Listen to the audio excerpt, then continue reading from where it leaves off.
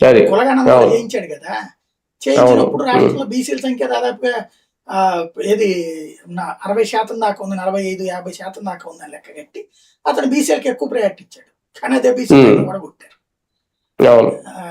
అట్లాగా ఉంటాయి లెక్కలు.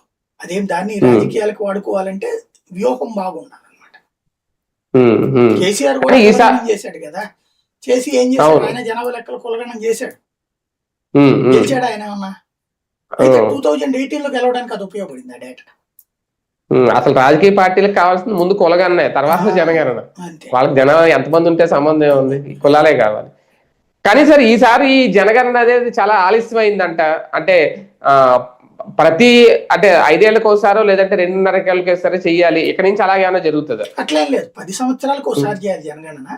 2011లో జరగాల్సి ఉంది, 11లో జరిగింది, 21లో జరగాలి. 21లో 2 ఏళ్ళు వాయిదా వేశారు.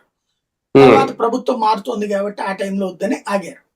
ప్రభుత్వం మారాక ఈ మధ్యలో యుద్ధాల గోడలు, కార్గిల్, దీని పేరేంటది, మన ఆపరేషన్ సింధూర, ఈ గోళ్ళను దాంతో పాటు పెద్ద కన్ఫ్యూజన్ వచ్చింది. జనాభాకి సంబంధించి కులగణన చెయ్యాలా లేదా అన్నది అవన్నీ చర్చించుకోవడానికి టైం పట్టింది.